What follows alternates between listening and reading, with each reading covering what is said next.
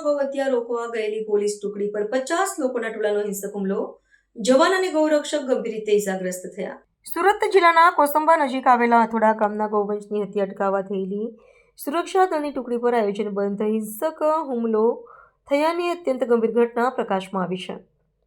પ્રાપ્ત માહિતી અનુસાર ગૌહત્યાની બાતમી મળતા તપાસ માટે પહોંચેલા સુરક્ષાકર્મીઓ અને ગૌરક્ષકો પર આશરે 50 જેટલા અસામાજિક તત્વોના ટોળાએ ઘાતક હથિયારો વડે અચાનક હુમલો કરી દીધો હતો.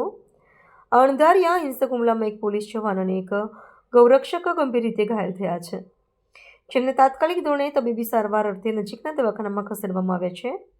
આ ઘટનાની ગંભીરતાને પારખીને ઉચ્ચ પોલીસ અધિકારીઓ શ્રી બી.કે. વનાડની આગેવાની હેઠળ રાતોરાત સમગ્ર વિસ્તારમાં સઘન શોધખોળ અભિયાન હાથ ધરવામાં આવ્યું હતું. કાયદો અને વ્યવસ્થા જાળવવા તથા હુમલાખોરોને ઝડપી પાડવા માટે 7 પોલીસ નિરીક્ષક અને 15 પોલીસ ઉપનિરીક્ષક સહિત કુલ 15 જેટલી વિશેષ ટુકડીઓ મેદાનમાં ઉતરવામાં આવી હતી. સુરક્ષા દળોએ રાત્રિ દરમિયાન જ ત્વરિત કાર્યવાહી કરીને 22 જેટલા શંકાસ્પદ ઇસમોની અટકાયત કરી છે અને આ તમામ વિરુદ્ધ હત્યાનો પ્રયાસ તેમજ હુલ્લડબાજી સહિતની ગંભીર કલમો હેઠળ સત્તાવાર ગુનો નોંધવામાં આવ્યો છે. સુરત ગ્રામ્ય જિલ્લા પોલીસ વડા શ્રી રાજેશ ગઢિયાએ હિંસક ઘટનાને સખત શબ્દોમાં વખોડી કાઢીને ગુનેગારોને કડક સંદેશ આપ્યો છે કે કાયદો હાથમાં લેનાર કોઈપણ અસામાજિક તત્વને બક્ષવામાં આવશે નહીં. વહીવટીતંત્ર દ્વારા હુમલાખોરો સામે કડકમાં કડક કાનૂની કાર્યવાહી કરવાના સ્પષ્ટ આદેશો જારી કરવામાં આવ્યા છે. હાલમાં હથોડા ગામ અને આસપાસના વિસ્તારોમાં ચાંપતો સુરક્ષા બંદોબસ્ત ગોઠવી દેવામાં આવ્યો છે અને સમગ્ર વિસ્તારની પરિસ્થિતિ કાયદા રક્ષકોના સંપૂર્ણ નિયંત્રણ હેઠળ હોવાનું પ્રશાસન દ્વારા જણાવાયું છે. કાલે રાત્રે 1:30 થી 2 વાગ્યાના ગાળામાં કોસંબા પોલીસ સ્ટેશનનું જે હથોડા ગામ છે તે હથોડા ગામ ખાતે ખેતરની અંદર ગૌ હત્યાને લગતી ઘટના બની રહી છે એ પ્રકારની માહિતી અમારા પોલીસ ઇન્સ્પેક્ટરને મળેલી. આ દરમિયાન જે બાતમીદાર છે એના કહેવા મુજબ જે ખેતરની અંદર અવાવરૂ જગ્યા છે એ પોતે બતાવી શકે એમ છે, એટલે સરકારી ગાડી જે છે અમારી એની સાથે 4 પોલીસમેન અને અન્ય સ્ટાફની સાથે એ લોકો ત્યાં ગયેલા અને રાતમાં જ્યારે બેટરી ટોર્ચથી જગ્યા સર્ચ કરતા હતા એ દરમિયાન અચાનક 2 બાઇક ચાલકો આવી ગયેલા. એમાં 6 જેટલા ઇસમો હતા અને ત્યારબાદ પોલીસ સાથે બોલચાલ થયેલી અને ત્યારબાદ એમને ફોન કરી અન્ય લોકોને બોલાવેલા. આશરે 50 લોકોનું ટોળું ત્યાં ધસી આવેલું અને પોલીસ સાથે અને અમારા જે બાતમીદાર હતા એની સાથે એ લોકોએ એસોલ્ટ કરેલો અને એસોલ્ટની અંદર એમને લાકડી, પાઇપ અને અન્ય ઘાતક હથિયારોનો ઉપયોગ કરેલો. જે બાતમીદાર હતા એમને માથામાં અને પગમાં અને અન્ય જગ્યાએ ઇન્જરી થયેલી છે, એ પણ હાલ સારવાર હેઠળ છે.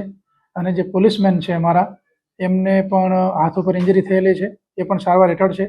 અમારા પોલીસમેનની ફરિયાદ લઈ અને એટેમ્પ્ટ ટુ મર્ડર અને રાયોટિંગનો ગુનો સરકારી નોકરિયાતને પોતાની ફરજ દરમિયાન રૂકાવટ કરવી અને ગંભીર ઈજા પહોંચાડવી આ પ્રકારનો ગુનો દાખલ કરવામાં આવેલો છે. અને અમારા ડીવાયએસપી શ્રી વનાર છે એમની આગેવાની હેઠળ અમારી જે તપાસ ટીમ છે કાર્ય કરી રહી છે. આરોપીઓને પકડવામાં આવેલા છે.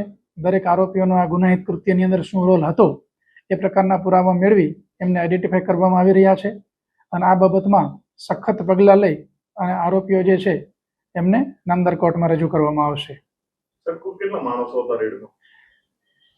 જ્યારે ચેક કરવા ગયા ત્યારે 4 પોલીસમેન અને 2 જીઆરડી ટોટલ 6 નો સ્ટાફ હતો અને જે એક બાતમીદાર માણસ છે એ 7 લોકો જગ્યા ચેક કરવા માટે ગયેલા.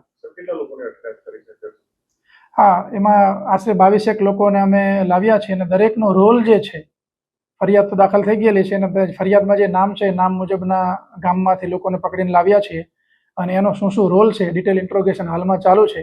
અમારા ઇન્વેસ્ટિગેટિંગ ઓફિસર અમારા ડીવાયએસપીના સુપરવિઝન હેઠળ વિગતવાર તપાસ થઈ રહી છે અને જે આરોપીનો જે રોલ હશે એ છે અને એમના જે હથિયારો હશે એ કબજે કરવાની કાર્યવાહી વિગતવાર કરવામાં આવશે.